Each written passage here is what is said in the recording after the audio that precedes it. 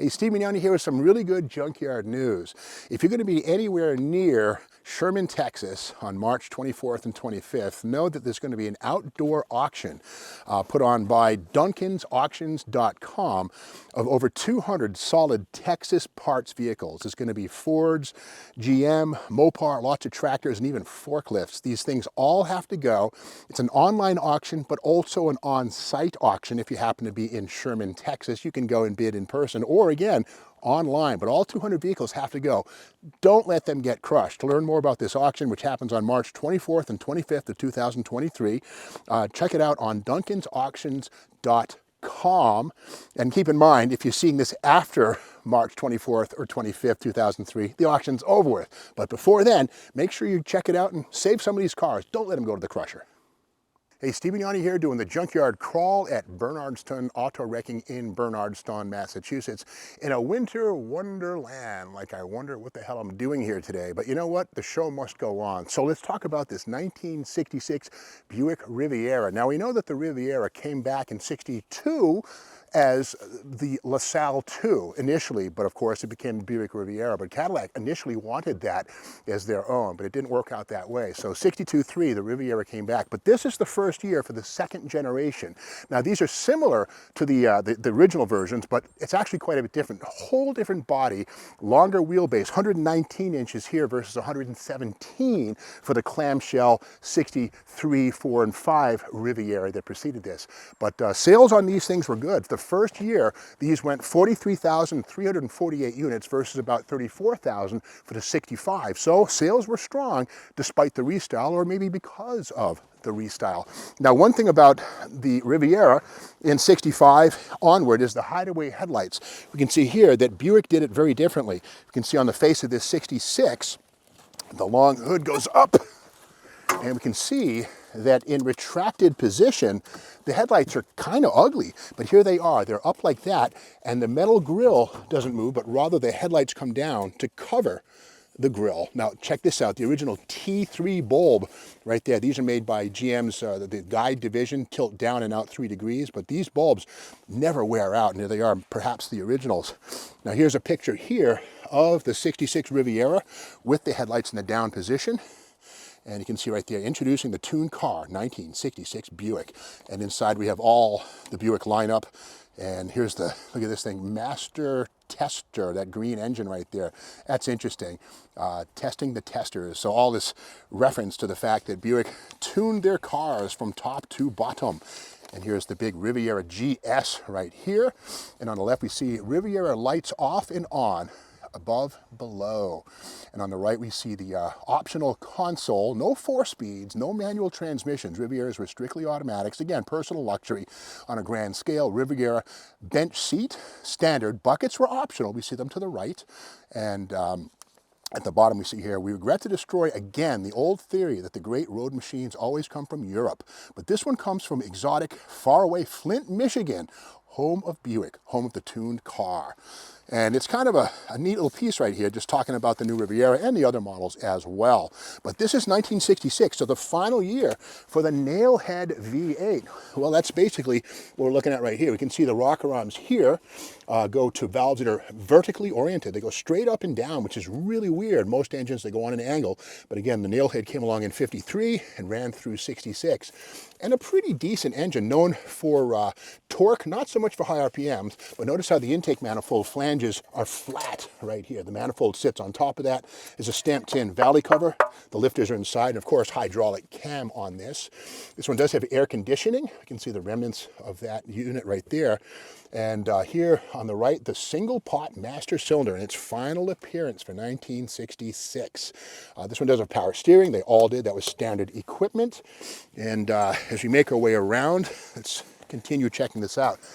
Now again, the Riviera was strictly a 2-door, strictly a coupe. There were no convertibles, at least in this styling cycle. No wagons ever. With that said, beautiful design. And here we have the front wheel. These Buick wheels are kind of unique.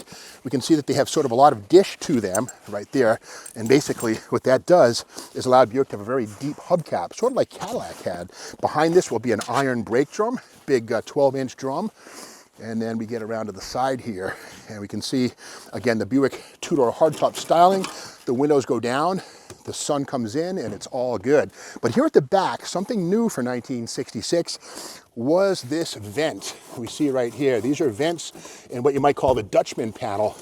Pardon the ice, but again, right here, this basically is the exhaust for the flow-through ventilation.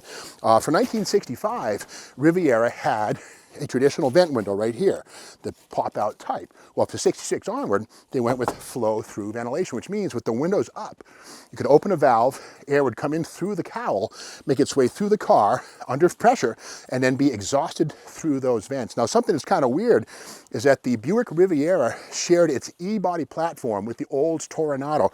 Crazy but true. Of course, the Toronado was a front-wheel drive car. We'll get into that in a minute. But inside, let's take a peek here. And we noticed something kind of neat. The rear seat passengers on the Riviera had their own door handle right here, as they did on the Toronado, allowing them to get in or out at their own leisure. Of course, we also have power windows on this one here, and little touches like this plastic modesty panel right here, hiding the hinges or the wiring right there. That's kind of a neat thing. You won't see that on a Chevy or a Buick Skylark, but it's standard equipment on Riviera.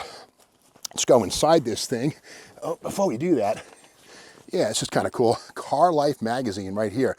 The Riviera was such a big deal that it was the cover car for the February 66 issue of Car Life. And they compared it, Riviera versus Toronado, because they were cousins in many ways under the skin. And we can see right here, this is a Grand Sport right here. So that means it had the special suspension, the wheels, and was sort of a senior muscle car. Next page, we have more goodness, Grand Sport. And again, on the right, there's a bit of a misconception. The dual quads on the 425 Grand Sport were not standard. It says here, the Riviera's only engine option is 2 4-barrel carburetors, which boost horsepower to 360, but doesn't affect the torque rating. Buick says the 2x4 setup must be dealer installed, probably because of lack of demand for it. And there are no other differences other than carburation between the two engines. No, there's no carb or camshaft differences. So basically, that's the story of that Riviera. Now next door, the Toronado, there it is right there, which has the same greenhouse, same windshield, same backlight, same flow-through ventilation, and underneath a lot of the same black metal, which is to say chassis stampings and bits like that are similar. Here on the right or left, we see the flow-through ventilation, and that Dutchman panel below the rear window is where the air exhausts from. And this one here has the bucket seats and optional console shifter. Let's look and see what we have inside this Riviera. I'll go inside and take a peek. Okay, yeah, this one I'm not sure. Okay, column shifter right here. So this was not a bucket seat car. So it was probably a more family-oriented machine with the bucket. Look at the speedometer right there, kind of cool. A drum type scenario right there basically goes to 140 miles per hour, working downward like that. Now getting back to the Riviera, something about this, of course, this is the AMT model kit of the Riviera from 2002. These are still readily available from round 2. And we can see these, you can see that basically a beautiful body. Underneath has the X-frame right there. Rear wheel drive, a big old hallway for the axle. Meanwhile, over at Oldsmobile, this is the Toronado, which is similar. Now, this is an old kit. It's AMT, but this is actually from 1970. But we can see on the AMT 70 Toronado kit.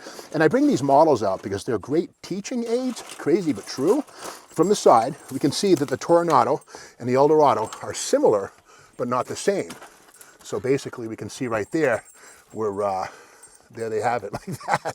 So, but underneath, we can see the Toronado on the bottom has a full frame and front wheel drive. Notice the dead axle in the back here, and basically that stuff. So, yeah, let's cut it down. Okay. Before I was so rudely interrupted, we can see here how the Toronado and the Riviera have the same basic wheelbase and shape. And in fact, the front and rear window glass was interchangeable, and that was one way that GM cut costs. But underneath, the Riviera on the top, we can see clearly has the X-frame and rear-wheel drive, while Toronado has front-wheel drive and a beam in the back. So different floor pans and different frames, but otherwise similar metals. They were both considered the E-body, along with the Eldorado from Cadillac, which arrived in '67 and was also front-wheel drive. But before we move on, I want to show something kind of cool. This is the AMT model of the 70 1970 Olds Toronado, and again 1970, not 66 or 7, but similar basic bones. But check it out, Johan also did a model of the Toronado. Is it different? Is it all new? No. This is kind of weird. The Johan and AMT tooling people must have shared, because these are identical kits. The blue one is the Johan. You can see it's basically the same, top and bottom.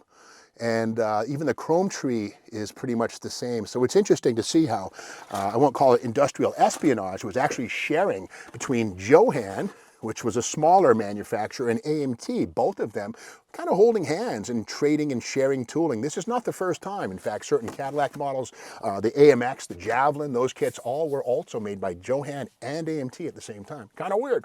Getting back to this puppy here, no pun intended, we can see inside something kind of cool about Riviera was the massive glove compartment right here. Now, oh, this one's a Grand Sport. Look at that. See the GS on the bottom right there? I didn't notice that, but GS right on the bottom of Riviera on that wood paneling right down here. Let me try and point that out. There it is, Riviera GS Grand Sport. So that tells us this had the 342 limited slip differential in the back.